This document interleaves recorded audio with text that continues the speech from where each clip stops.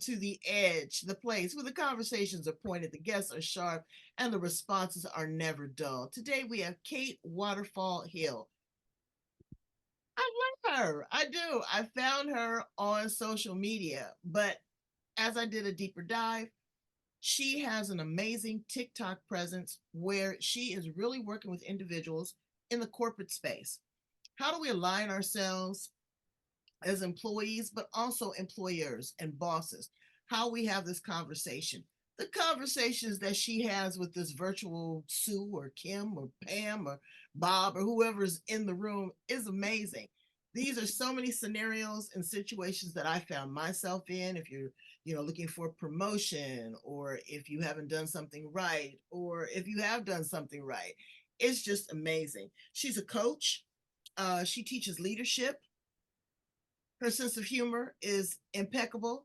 I just love her. So we're going to talk to her about that and the inspiration for all of this and her work ethic and so much more. Let's welcome her to the Edge. How are you, Kate? I'm so well, and I'm really excited about speaking to you today. I'm really looking forward to it, and hopefully entertaining and enlightening, and being a bit insightful for all of the brains out there who are listening. Well, you are that and then some. I'm telling you, when I first, got turned on to you, and I was like, oh, okay.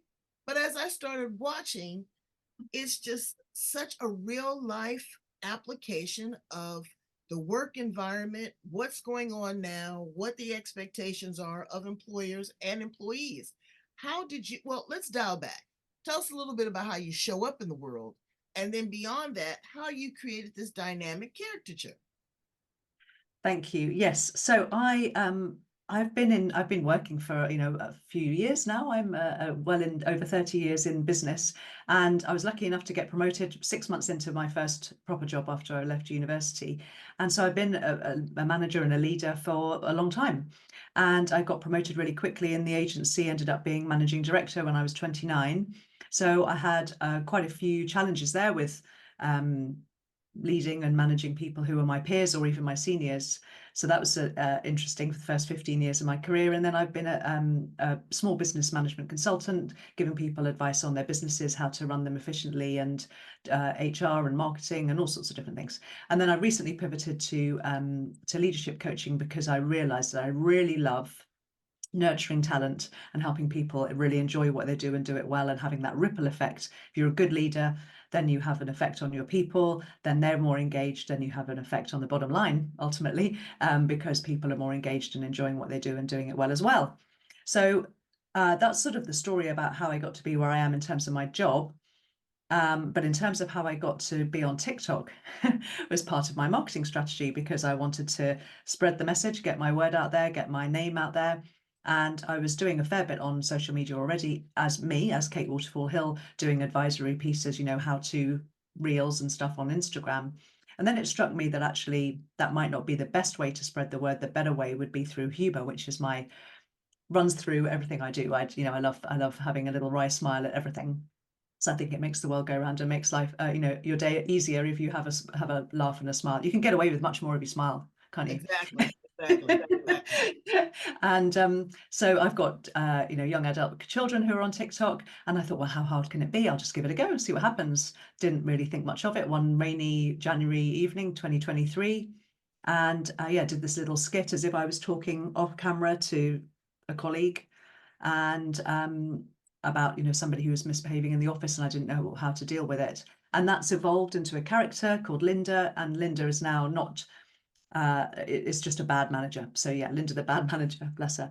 And there's a little sort of situation where she's got the boss is called William. She's got her sidekicks called Alice, who she's mean to all the time. She's got her office bestie called Janet, although she thinks she's her bestie, but Janet doesn't really like her that much, but she hasn't worked that out.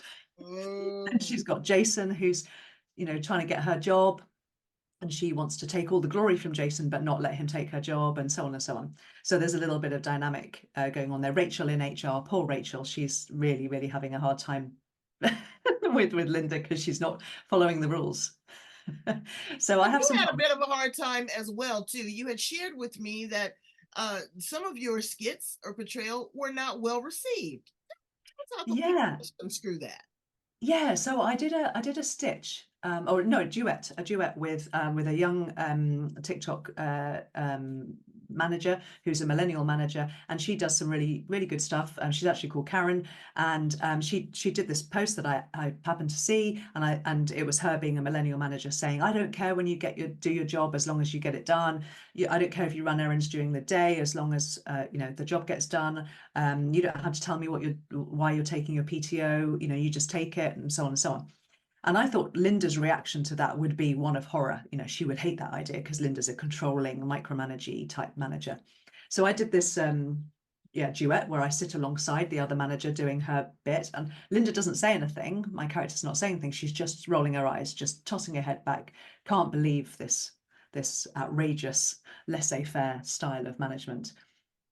And that was it. I posted it, didn't think another thing of it. I actually went to work. I went to a board meeting that day, a couple of, an hour's drive away. After the meeting, I looked at my phone and it had gone crazy. And I've had 5.7 million views on that video. But Wow. lots of people not getting the joke, even though I put, satire, parody video, people saying, why would anybody want coaching from you, you old hag, retire already. I mean, really Wow. bad. So some of them I replied to and sort of like, did you read the caption? Did you get that it's satire? And some people wrote back saying, oh, sorry, my bad, I didn't read. But a lot of people just not getting it. And that's fine. They're not my target audience. But conversation, dialogue, either way, because it struck a nerve. It Yeah, struck a nerve, and we have all been the bad employee. You yeah. know, we've had that situation. We've all been the bad manager. And not bad, it's all relative. We have a job to do, we have a responsibility, we have a commitment to an organization. Leadership styles, expectations are different. The dynamics between men, women, young, old, it varies. How do you work with your leaders to help them kind of create a mainstream, especially in the world of diversity, equity, and inclusion? The world has changed. There's a lot of possibility for additional lawsuits based upon pronouns or geographical locations, abilities, disabilities. There's a lot going on for leaders and managers. How do you work with your people? Well, I've got two things I do. I do one-to-one coaching and I also do a group coaching program. And the group coaching program is a little bit more prescriptive. It's a little bit more of a training program, and then they have coaching in a group once a week. The one-to-one coaching is more pure coaching where I'm not so much advising. It's more about asking questions to evoke an awareness in the individual. But if it's on the training side, then I very much volunteer or suggest frameworks and toolkits and techniques that people can use. And one of my favorite ones that I've developed is called LACE. And LACE is an acronym for LACE, obviously, L being listen, A being advise, C being coach, and E being empathize. Now, the annoying thing about LACE is that it makes a really nice word and it's easy to remember, but the letters are in the wrong order. Because Mm, actually, what I suggest to people is that they listen first and really listen, ask open questions, listen with curiosity, be open to the other person's point of view, lean in, hold space, and try not to have any assumptions or biases in that listening space. And then the next thing is to empathize. So it's actually the last letter next. So empathize, make sure that person feels heard. Let them know that that sounds tough, not necessarily jumping in with a solution and the advice, because the next stage, the third letter is C, is coach. And that is to enable the other person to try to come up with a solution themselves, because they're going to be much more invested in the outcome if it's the solution that they've devised for themselves. And it's much more likely to be a solution that's going to work for them if they've thought it out of their own brains. So it's listen, empathize, coach, and then last of all, and really last of all, advise. Really try not to advise. So that's my top tip, LACE, or it should be LECA probably, for all leaders and actually all people of any standing, whether you're called a leader in terms of your job title, or whether you're an individual contributor, whether you're a parent, whether you're dealing with somebody in a shop or on the phone trying to sort out your energy bill. Whatever situation you're in, if you're trying to influence a positive outcome, using that formula, LECA formula, can be really useful. Listen first, empathize next, coach next, and then advise. Or don't advise if you can help it. right. Well, Advice, I don't like the word advice. I kind of like, I provide a person options because I'm not the smartest knife in the drawer all the time. And Exactly. yeah, it's all relative to the situation. And I like that. I really like that. I wrote it down. And I try to use a lot of those practices. Listening is key. Yeah. Listening and hearing are two different skill sets. Oh, absolutely. Yeah. Oh, And often, so often what we do is in normal conversations, we're listening in order to reply. We're right, listening and then waiting for our turn. Sometimes people don't wait for their turn and talk over the top of you. But actually, if you can listen to really understand, that's a different skill set. And active listening is a really good skill that leaders can get under their skin and sort of find that it's natural to them if you practice it enough, and it becomes a natural way of being, and it's so much calmer. If you're always thinking you've got to be the one that comes up with a solution, you're solving all the problems because that's what you've always done. You're probably a leader because you've been a high achiever. You've probably been a sort of person that solves problems, that takes on tasks, that says, yes, I'll do that, I'll do this. But when you're a leader, you can't afford to do that because you can't keep on using the same techniques that you use to get up the ladder to stay at the top of the ladder. right. When you get to the top, you need to have a different viewpoint. You need to take it from 30,000 feet and actually help other people do the doing while you're being the thinker. You're coming up with the strategy, the vision, the why, and supporting other people to get on with the what and the how. Mhm. We had the great resignation here in the United States after COVID. So many people did not want to go back to a brick and mortar. They wanted to become this entrepreneur. And I put air quotes on it because that's the hardest job that you can have. Yeah. You are the captain of the ship, you're driving the ship, you're the first mate, you're you know, the net, you're everything. What do you say to the employee and the work environment now and having a strategy and approaching management? Number one, let's look at people that are working from home. It's different when you're in an office setting. Your supervisor comes around, they can observe what you're doing. They can't really observe it. You can be more of a contributor in that office dynamic in the meetings. They can hear you, they can see you, but you can't. So now, when it comes to evaluation time, you want that raise. And I've done this and I've done that, but your boss hasn't really been able to supervise you. What do you say to that person? And then also, how do you go in and prepare yourself to ask for an increase for salary? Yeah. So just taking your first point, how do you sort of maintain visibility, I suppose, is what you're trying to say, Absolutely. is that, and sort of make sure that they understand the progress you've made.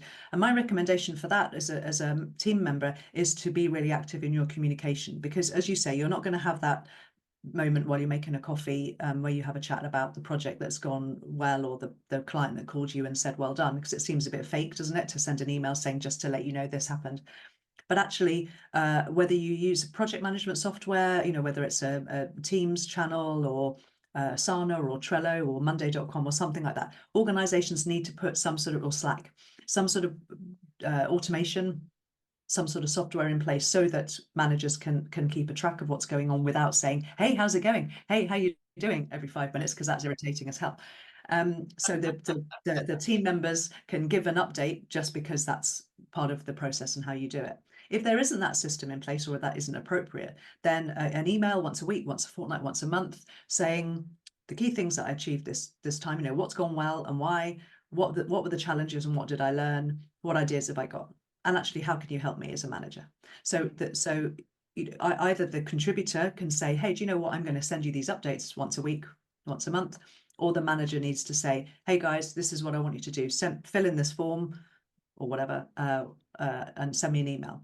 And so you just get a top line view, but you get a record of that view. And then when it comes to quarterly reviews or annual appraisals, performance reviews, the manager's got something to look at. Right. And maybe even a score. You can even score yourself if you want to, sort of say, how were you in terms of energy this week? How did you feel like you achieved your objectives? And give a percentage for how you're doing with your objectives, but some way of monitoring it, because the manager needs the visibility just as much as the contributor does. And then to your second point, how do you ask for a pay rise? Lots of people ask me this, and I say, well, in coaching, I sort of say, well, what do you want to say to me? Say it's, pretend I'm your person you're going to ask, but there's no judgment, there's no fear. We're friends. And they go, well, oh, well, I just would really like a pay rise. I think I've done a good job, and I'd like, if there's not a pay rise now, then perhaps I could have a pathway to getting one, or you could give me an idea of what I need to do to get one next time. That would be useful. And I say, okay, why do you say that? And so many people get het up about how am I going to ask for a pay rise, and like it's going to be a fight. This doesn't need to be a fight. It can just be a, hey, I'm really keen for promotion. I'm keen to take more responsibility. I'm keen for more money. What do I need to do to get that? It's just a question. See how easy that is, Brains? You don't have to overthink it. And then it goes to the next level. Your boss is probably going to come to you and say, okay, can you justify why I Yeah. would be giving you this increase? You know, Yeah. and the increase is a negotiation.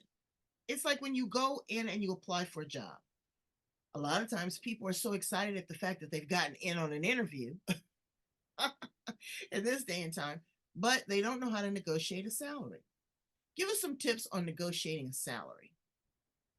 Oh, that's a tricky one, because that's actually, it's not something I particularly coach on, but if it I think again it would be a case of having some evidence of the added value that you bring. What have you brought to the table that's helped? And usually people, you've got to speak in the language of the person you're talking to. So what lights them up? What's their motivation? What's their driver? So if you've got somebody who's maybe sitting on a senior leadership team, you're going to know, probably if you're in a commercial organization, that what's going to light them up is reducing the cost, increasing the revenue, making the customers happy and more sticky, extending the contract, or widening the contract in some way. Usually those are the three. Oh, actually, and there's probably efficiency and productivity in there as well. Can I, some managers want to know how can I not have to increase headcount even though I want to grow? So scaling without increasing the headcount is often another thing that people like to hear. So if you can contribute to one of those four things, if you can think of a way of being more efficient and productive, if you can think of a way of reducing cost, you can think of a way of increasing revenue or making your customers more sticky, then that's going to be music to that person's ears, probably. But it might be something else. There might be other drivers in your organization. They might be really keen to meet their corporate social responsibility targets in terms of sustainability of the environment. Okay, well, you go and speak that language then. Or if it's about being visible in your community, then go and speak that language. It's not always about commercial gains, but that's often the way. Yeah. And I mean, see how it just rolls off of her tongue. She's so cotton picking smart. I didn't know you were going to ask that question either. Well, tell us a little bit about your business and what leaders have to look forward to when they work with you. Sure. So as I alluded to earlier, I've got a one-to-one program and a group program. The one-to-one is, generally speaking, a 6 months program. They get 60-minute sessions every 3 or 4 weeks. So if they get on with it, they can have 9 sessions in that 6 months. And they're really tailored, really bespoke, because it's one-to-one. It's always me. A couple of people have asked me, do I subcontract it? It's always me. So far, anyway. Maybe when I get really big, I'll have to subcontract, but at the moment, it's me. And they get a 3-step action plan.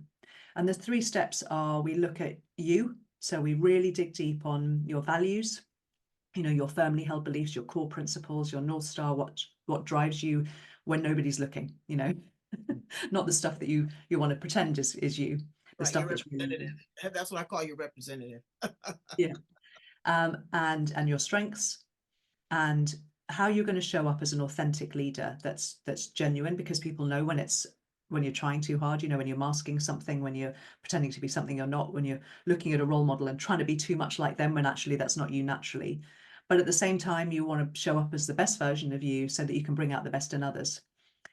And then it's about, knowing when to be, authentic and stick to your guns, but also to be flexible enough to bring out the best in the situation that you've got. And it might mean that you need to vary your style a little bit. So that first step is you really getting to grips with your personal brand, how you want to show up your leadership style. Then the second section is about how you influence positive outcomes with others.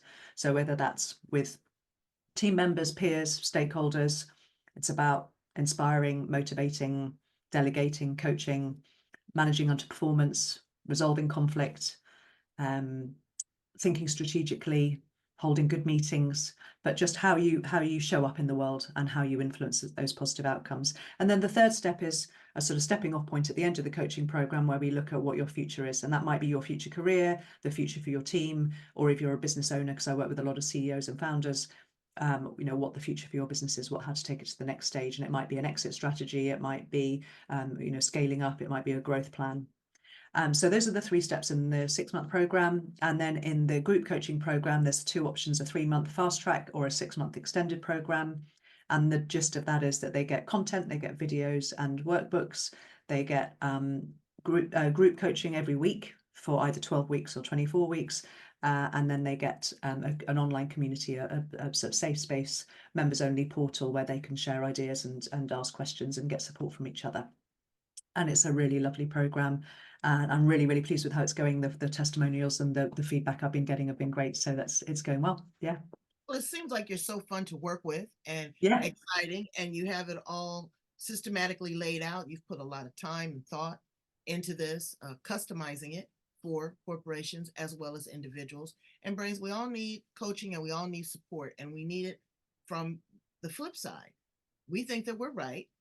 We go in, we expect that we're going to get a raise or a promotion because of entitlement. You've been there 5 years, 10 years. However, it's about the numbers, it's about productivity, it's about your attitude, your flexibility, your charm, your creativity, the bottom line, yada yada. It's a whole laundry list of things to tick off. You may not be able to tick all the boxes, but if you have a eagle eye view and a scope of what is expected of you or what's expected in today's work environment, it will make it a lot easier for you to create that leverage to get that job, to get that promotion, or take that skill set and branch off, as Linda's done and I've done, and create your own entrepreneurial space. What do you say to entrepreneurs?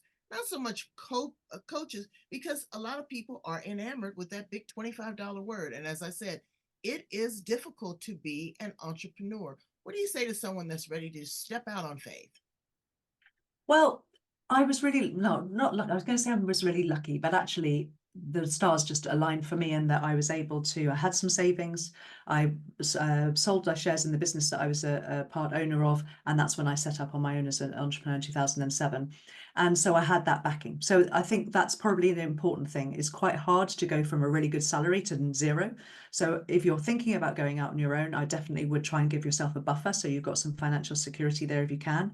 Maybe do your entrepreneur thing as a side hustle if you can for a while. So you've got that sort of running alongside. You can test whether or not this side hustle is going to be something that the people want, because you can be passionate about it, but if you can't sell it, it's no good. So you've got to make sure that you're good at it, that there's value in it, that people will pay you for it, whatever your product or service is.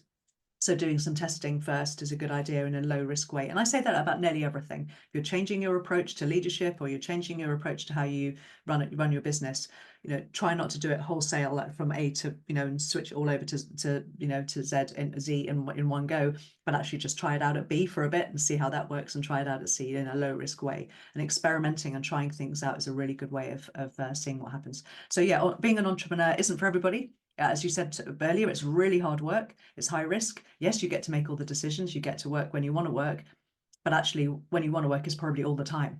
Exactly. because you can't stop yourself. There's always more to do. I mean, I'm literally here all the time. I mean, I'm hardly away from my desk. The only time I get away from my desk is when I've booked an appointment. So I've actually made a pledge to myself. I've written it down in my book before I spoke to you this morning, saying block some time for me every week. And I've realized that I haven't done that. Sometimes I block out some time not to have phone calls, but I still end up sitting at my desk doing something on my website, or creating a new program, or Yeah. reaching out to I somebody, had to I had to incorporate working hours. Yeah. I had to say, Good idea. okay, I'm going to work from 8 to 5. I'm going to get up, I'm going to go for a walk, or I'm going to have a nice lunch.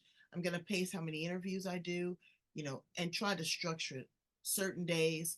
My mom passed away. I Oh, had I'm a sorry. routine, but when, I'd wake up in the morning and I'd wake her up, I'd give her medication, shower her, feed her, yada, yada, yada. And then when she passed away, I was like, what do I do with those blocks of time?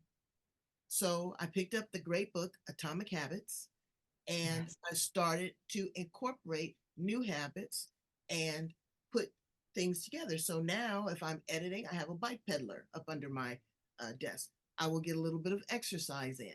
I will Nice. get away and I will go away from my desk and have lunch, even if it's outside on my patio. It gives me a fresh perspective. Um, I schedule vacation time. There's just certain times for me and Mr. Magnificent. I'm not going to work. I'm not going to be on social media. I'm just not going to do that because, again, you become overrun Yeah. and you want to enjoy. So let's ask some fun questions about you, Linda. I mean, Linda, look at that. You do know what? You're not the first person to do that. I do get called Linda sometimes, even by a client. I had a client who called me Linda, and I sort of, and she went, "Oh." No, but I mean, you just that character brains. You have to watch it. I've been sharing so many of the videos, TikTok, on Instagram. It is absolutely. It's just so fun. It's so fun, and it's so serious. But let me ask you some fun questions. If you were not in this space, if you could do anything else as a career, what would you do? I'd be on TV. Yeah. Yeah, yeah, I'd love to do that. But yeah, I did never got my big break. But you know, it's not too late. Somebody might see this Right. podcast and see and hear it and think, yeah, And she's the watch woman. those videos. Yeah, Really, it's great. But what would you do? You want to be a television anchor? Would you want to be a comedian? What would you like to do in that I space? think probably presenter. Yeah, light entertainment presenter. Okay, all Nothing, right. nothing overly serious. I did quite like acting when I was at school, but I just don't think I'm quite good enough to be. Oh, I'll tell you what. Do you know who I mean by Gillian Anderson? Do you know the Yes. actress Gillian Anderson? I always fancied being her sister in something. Really? Yeah, I don't know why. I really like her. I think she's a fantastic actress, and I've always thought, oh yeah, if I could be anybody, I'd be Gillian Anderson's sister in something.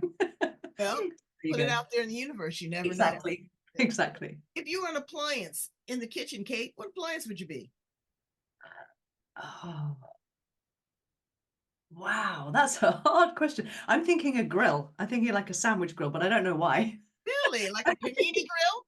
Yeah, exactly, panini grill. Okay. Because Okay. I'm hot.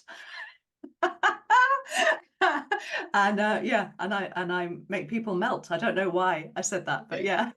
And grill marks are like tan lines. They can be sexy, right? Yeah, absolutely, absolutely.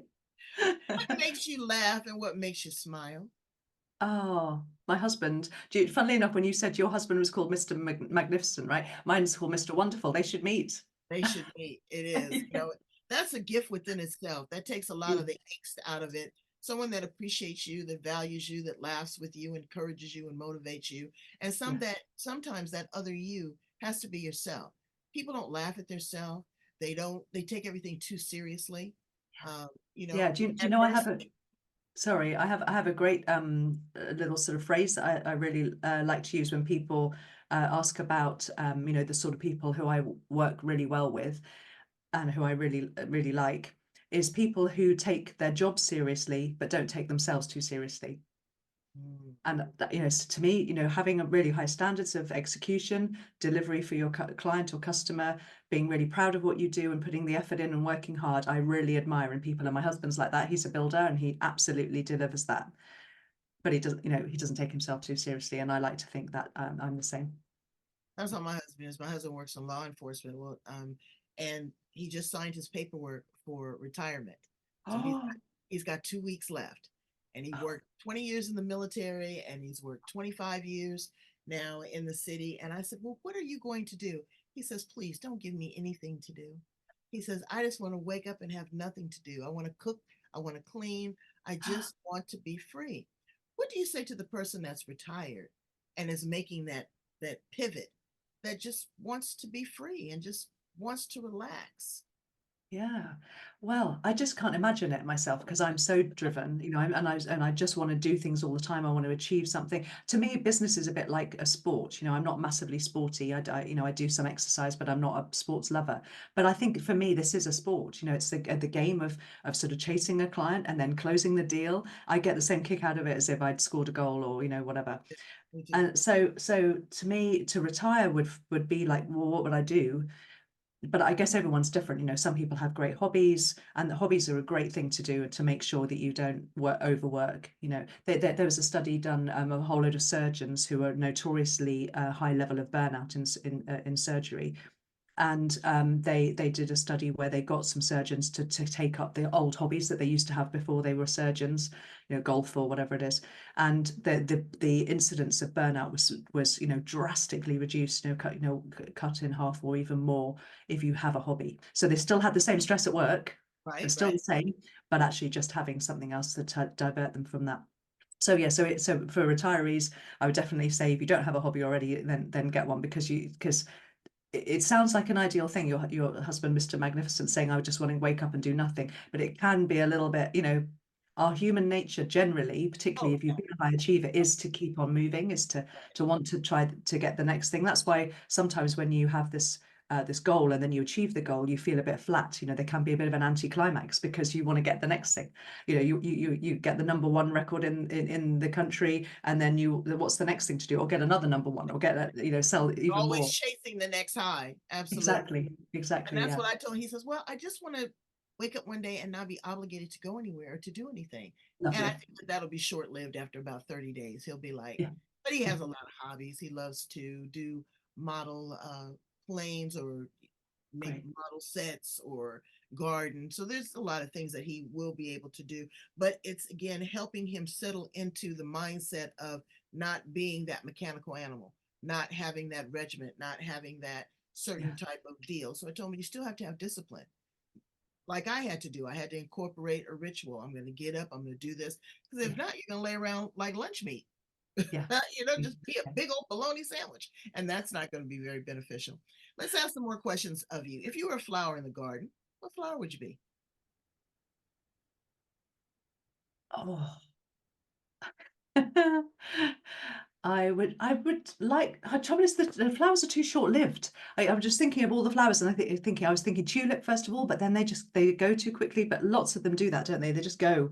And I'd like to think I was sort of more perennial, if you know what I mean. You're But just but here the whole they, time. but they do leave seeds, and they do Yeah, plant. They do yeah, make have roots and bulbs that absolutely. continue on as we Yeah, grow. So I any keep plant would coming be back. great. If you were an animal, what animal would you be? I think I'd probably be a dog, a pet, I thought you'd because probably my say I have a pet dog, and she has just the best life. I mean, only if I had good owners. She just has exactly. that's such a lovely time. Yeah, I know my dogs too. I mean, they have a full on wardrobe, and they had pillows until the coyotes came and love it. it Yeah, happened. yeah. So Can it I was can I just jump in with another thought I had about talking about your husband with his not necessarily having a routine, was that it was the thing I talk about with comfort zone. You know how we all have a sort of an idea that we want to stay in our comfort zone because it's nice and easy and comfortable, and say your comfort zone is like a tennis ball size.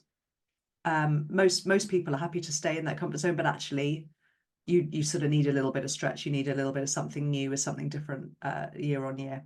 And to get into your stretch zone it has a sort of slightly uncomfortable but exciting feeling maybe at the same time. So to get out into your stretch zone will actually help you grow your comfort zone.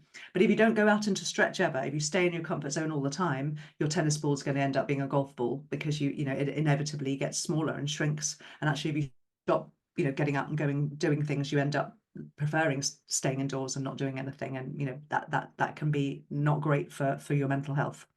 As humans, we tend to need human connection to fulfill us. So my encouragement for people, whether whether working or not, is that to yes, enjoy your comfort zone, but push yourself out into stretch zone. And if you're a manager or a leader, then help your people get into a stretch zone every now and then. And occasionally you'll go out into a panic zone, and that happens in life, whether you're moving house, somebody important to you passes away, you start a family, all these things, you start a new job, you decide to set up in business on your own. Those things are the things that get you into panic, or snap zone, which you can do for a time, but not sustainably. You can't do it forever and ever, and that's when you hit burnout, or have a breakdown of some description. Your health suffers. Starts with just maybe a headache here and there, or a grumbly tummy, or a skin rash, or just being a bit snappy at the slightest trigger. and then before you know it, you're in full on breakdown, burnout mode. So my encouragement to people is, yes, enjoy the comfort zone, push yourself out into stretch zone, or push other people into stretch zone if you're their manager or leader, and then help them grow their comfort zone. So you're not a tennis ball anymore, you're a grapefruit or a small melon, or a basketball or something like that. You get bigger and bigger, and then that's when your life grows and gets exciting. So yeah, keep on growing. I mean, all work in progress. You're never finished. No. It's not over. And as John Lennon once said famously, it'll all be okay in the end. And if it's not okay, it's not the end. Right. Yeah. Absolutely. I totally agree with you. Tell my brains how to get in contact with you, how to work with you, how to follow you, and just really grab hold to some more of this great wisdom. Oh, thank you. Yeah, so my name, as April said, is Kate Waterfall Hill, and I think I'm probably the only Kate Waterfall Hill in the world. So if you Google me, you'll find me. But I'm on LinkedIn as Kate Waterfall Hill. I have all my social media as Kate Waterfall Hill. TikTok is the one I'm most prevalent on. But if you want to have a look at my website with all the details of my coaching programs, it's waterfallhill.co.uk. Brains, we're going to put all that information at the back of the interview. Do your due diligence. Go in, love, like, share, and subscribe. Love, like, share, and subscribe. Sign up for our channel to get other edgy conversations, to get more insight, to put more perspective, to put a little laughter and joy in your employment life. Thank you so much, Kate Waterfall Hill. You're the best. Thank you so much, April. Good to see you. All right. Bye, Brains. Bye-bye. Bye, brains.